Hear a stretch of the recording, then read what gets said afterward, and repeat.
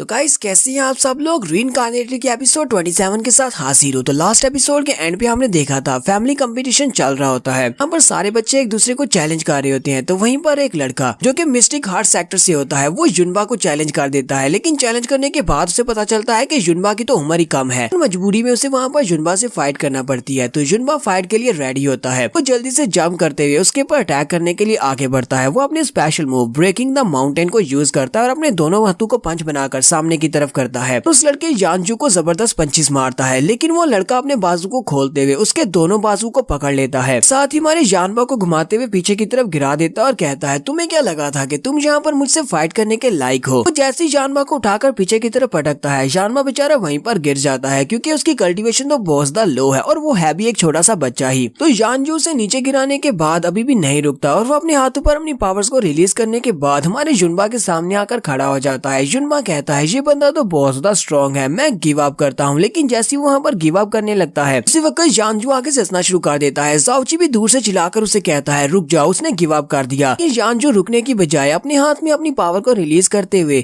युनबा के ऊपर अटैक कर देता है। युनबा बेचारा वहाँ पर जोर जोर से चिल्लाना शुरू कर देता है। जाओची जल्दी से जंप करते हुए युनबा के पास आ जाता है और उसे कहता है क्या तुम ठीक हो। फिर साथ ही जाओची यांजू से कहता है ये तुमने क्या किया, तुम्हें पता है कि ये सिर्फ एक फ्रेंडली मैच है, इसलिए तुम्हें यहाँ पर रुक जाना चाहिए था जब तुम्हें पहले से पता है कि तुम इस लड़के के सामने जीत चुके हो। और ऊपर से इसने गिव अप भी कहा था, इसने कहा था कि ये इस फाइट को नहीं जीत सकता, इसने अपनी हार मान ली थी। फिर तुमने इसके ऊपर अटैक करके इसको इतना ज्यादा जख्मी क्यों कर दिया। यांजू जाओची से कहता है चलो ठीक है मान लेते हैं कि इसने गिव अप करने का कहा, इसने हार मान ली, कम से कम इसे हार मानने के बारे में ऊंची आवाज में कहना चाहिए था। तो किस तरह इसको काउंट नहीं कर सकते। अगर ये यहाँ पर हार मानने के बारे में ऊंची आवाज में नहीं कह सकता तो फिर तो ये सिर्फ एक कचरा है, इसे जिंदा रहने का कोई हक नहीं है। इसे मेरा पंच खाने से पहले ये बात बोलनी चाहिए थी, ऊंची आवाज में इसे कहना चाहिए था कि इसने हार मान ली है। क्या किसी ने इसकी आवाज को सुना था। वो अपने साथियों से कहता है क्या तुम लोगों ने इसकी आवाज सुनी थी कि इसने कहा था कि इसे गिव अप कर रहा है। क्या अपने सेक्टर के लड़के कहते हैं नहीं हमने तो इसकी आवाज नहीं सुनी, हमें इसकी आवाज आई ही नहीं कि इसने यहाँ पर हार मानने के बारे में कहा हो। कि वो सारे के सारे यहाँ पर एंटरटेनमेंट के लिए खड़े हैं, इसी वजह से वो उसी का साथ दे रहे होते हैं। वो यांजू से कह रहे होते हैं हमने इसकी आवाज नहीं सुनी, इसी लड़के की गलती है। जाओची अपने साले साहब को उठा लेता है और ज़ूरू से कहता है क्या तुम मेरे लिए इसका ख्याल रखोगी। वो उसे लेकर साइड पर चली जाती है। जबकि उसके जाने के बाद हमारा जाओची पीछे की तरफ मुड़ता है और उस लड़के से कहता है यांजू तो तुम में से किसी ने भी इसको गिव अप कहते हुए नहीं सुना, तो तुम लोगों ने नहीं सुना कि इसने कहा था कि इसने हार मान ली। फिर साथ ही जाओची उसे कहता है तो अपनी इस बात को याद रखना कि अगला चैलेंजर मैं हूँ, मैं यहाँ पर तुम्हें चैलेंज करने वाला हूँ, चलो मुझसे फाइट करो। वो सभी लोग इस बारे में काफी ज्यादा हैरान होते हैं क्योंकि यहाँ के सेक्टर के लोगों ने भी इस लड़के को पहली बार देखा है। जाओची अभी नया नया यहाँ पर आया है। तो कहते हैं ये लड़का कौन है, इसकी उम्र 16 साल है और ये अभी से अपनी एलिमेंट्री राम के फर्स्ट लेवल पर है। मास्टर सी कॉन्ग उन सभी को बताते हैं ये हमारे स्कूल का एक डिसाइपल है, इसने आज ही हमारे स्कूल को ज्वाइन किया है, ये मेरे एक बहुत ही पुराने दोस्त का ग्रैंडसन है। मास्टर सी कॉन्ग भी इसी बारे में सोच रहे होते हैं। मास्टर सी कॉन्ग कहते हैं पहले नंबर पर हमारी अकेडमी के जिस लड़के ने यांजू के साथ फाइट करने की कोशिश की थी वो सिर्फ एक ही पंच में हार गया था और उस लड़के ली हाओ की पावर भी इससे ज्यादा थी, यानी उसके पास मिस्टिक पावर युनची से ज्यादा थी। तो क्या युनची यहाँ पर इसको हरा पाएगा। अगर इसके साथ यहाँ पर कुछ बुरा हो गया तो फिर मैं अपने दोस्त को क्या जवाब दूंगा। युनबा उससे कह रहा होता है जीजा जी बहुत सा ध्यान रखना, ये लड़का काफी ज्यादा स्ट्रॉन्ग है।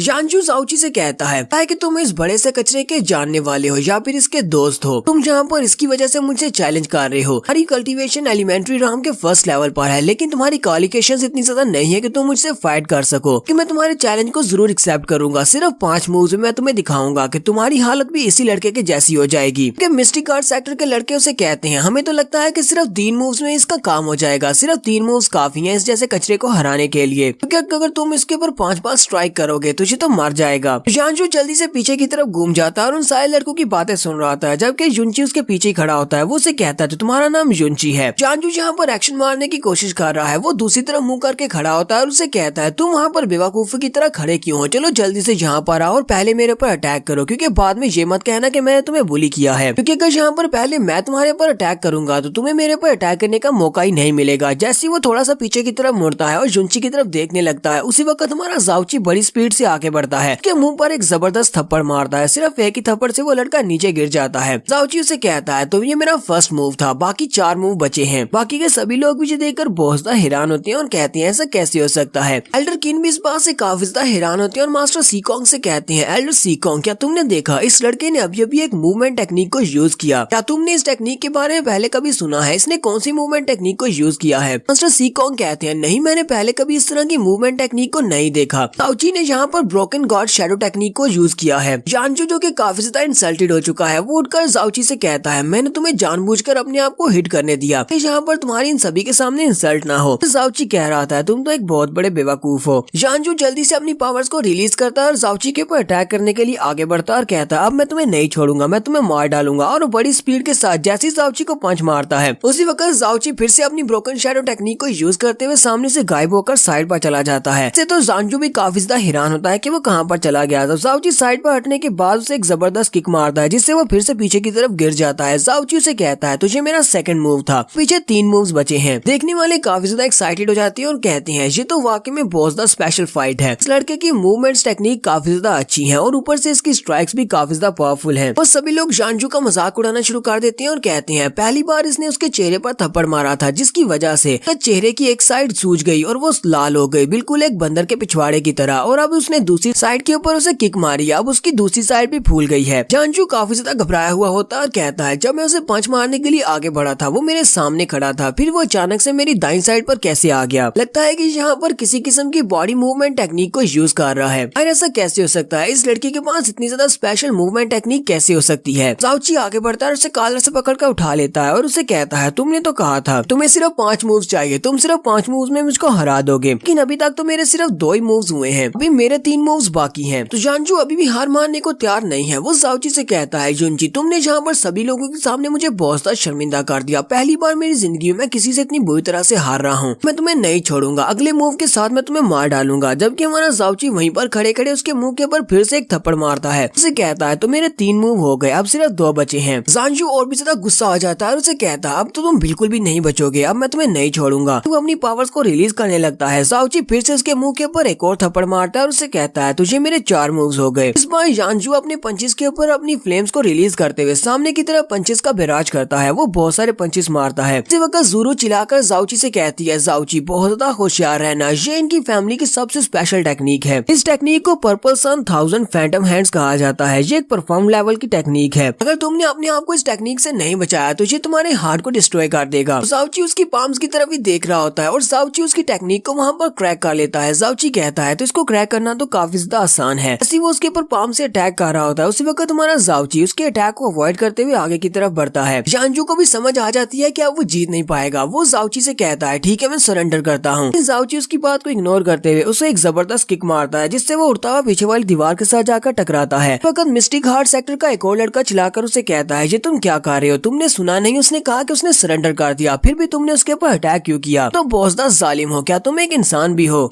जाओची उसे कहता है, लगता है कि तुम सभी लोग इस बारे में बोल रहे हो। मेरे दोस्त ने भी यहाँ पर सरेंडर करने के बारे में कहा था, लेकिन तुम में से किसी ने भी उसकी आवाज नहीं सुनी। तुम्हारे इसी दोस्त ने कहा था कि अगर हम लोग यहाँ पर ऊंची आवाज में सभी के सामने ये नहीं कहेंगे कि हमने सरेंडर किया है तो हाँ तुम सरेंडर को काउंट नहीं किया जाएगा। इस वजह से मैंने इसके ऊपर अटैक किया है। तुम सभी लोगों को तो पहले अपने डिसाइपल्स की तरफ देखना चाहिए कि तुम सभी लोग इतने ज्यादा वीक हो गए, सिर्फ 5 ही मूव्स में तुम्हारी हालत खराब हो गई और तुम्हारे मुंह से ब्लड निकल रहा है। तुम सभी को अपने बेकार डिसाइपल्स की तरफ देखना चाहिए, ना कि मेरे पर इल्जाम लगाना चाहिए कि मैंने इसको हरा दिया। उसी वक्त एक लड़का जाओची के ऊपर अटैक करने के लिए आगे बढ़ने लगता है, जबकि बाकी इसे रोक देते हैं और कहते हैं, ब्रदर तुम वहाँ पर जाकर उस लड़के पर अटैक नहीं कर सकते कि उस लड़के की उम्र सिर्फ 16 साल है और तुम उससे बड़े हो। अगर तुम जाकर उसके ऊपर अटैक करोगे हमारे सेक्टर का बहुत ज्यादा मजाक उड़ेगा। जबकि न्यू मून पैलेस सेक्टर के लोग काफी ज्यादा खुश होते हैं और उसे कह रहे होते हैं, ब्रदर यून तुमने बहुत ही अच्छा काम किया, तुमने जहाँ पर हमें एक जीत दिलाई है। उनमें से एक लड़का एल्डर किन से कहता है, एल्डर किन जहाँ पर हम सारी फैमिलीज आपको कंग्रेचुलेट करने के लिए आए हैं क्योंकि आप नए लीडर बने हैं। हम सभी लोग जहाँ पर फ्रेंडली स्पार मैचेस कर रहे हैं, तो फिर आपके लड़के ने जहाँ पर हमारे हार्ट सेक्टर को इतना ज्यादा डिसअपॉइंट क्यों किया है, जहाँ पर हमें बहुत ज्यादा ह्यूमिलिएट कर दिया। हमारे लड़के को इतनी बुरी तरह से हराकर आपको इस फाइट को रोकना चाहिए था, लेकिन आपने कुछ भी नहीं किया। आपने हमें यहाँ पर सिर्फ इंसल्ट करवाने के लिए बुलाया है।